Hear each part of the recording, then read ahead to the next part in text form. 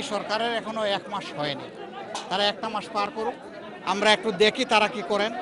আমরা যে সমস্ত পরামর্শ দিয়েছি সবাই মিলে, বিভিন্ন দল মিলে, সেটা তারা কতটুকু বাস্তবায়ন করেন, প্রত্যাশার আলোকে কতটুকু চলেন।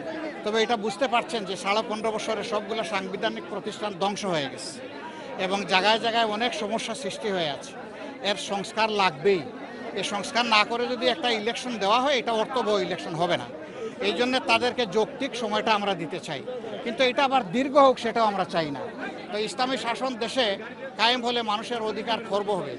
আমি দৃঢ়তার সাথে বলছি যে ইসলামী শাসন কায়েম হলেই মানুষ এই দেশের বসবাস করে গর্ববোধ করবে ইনশাআল্লাহ, সকল শ্রেণী পেশা এবং ধর্মবর্ণের মানুষ। আপনারা ইতিমধ্যে দেখেছেন যে এবারকার এত বড় একটা পরিবর্তন হয়ে গেল। এরকম পরিবর্তন যে সমস্ত জায়গায় হয়েছে, হাজার হাজার কোটি টাকার সম্পদ বিনষ্ট হয়ে গেছে, কিন্তু সেই তুলনায় যা হয়েছে এটার জন্য আমরা মনে করি যে এটা হওয়া উচিত হয়নি। আর যা হয়েছে তা অন্য দেশগুলোর তুলনায় কিছুই হয়নি। এর কারণ কি?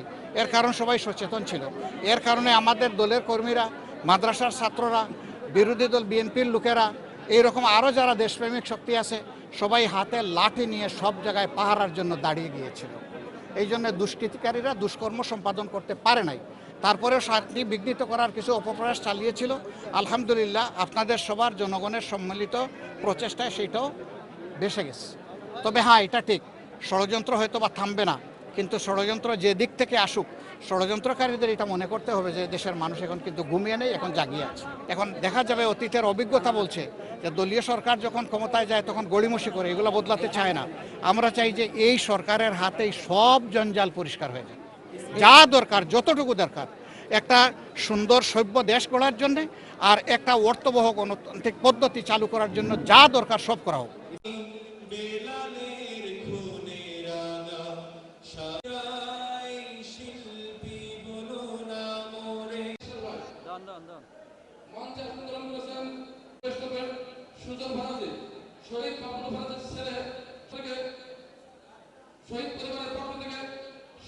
শিবিরকে বাংলার জমিন থেকে মুছে দেওয়া কিনা তাকে পেরেছে।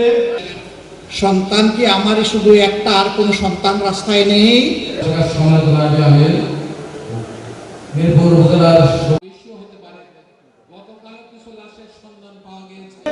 মহান আল্লাহ যদি চাই, আগামী দিনের বাংলাদেশের নেতৃত্ব বৈষম্য বিরোধী ছাত্র আন্দোলনের সমন্বয়ক মুস্তাফিজুর রহমান সহ আজকের এই সমাবেশ আমাদের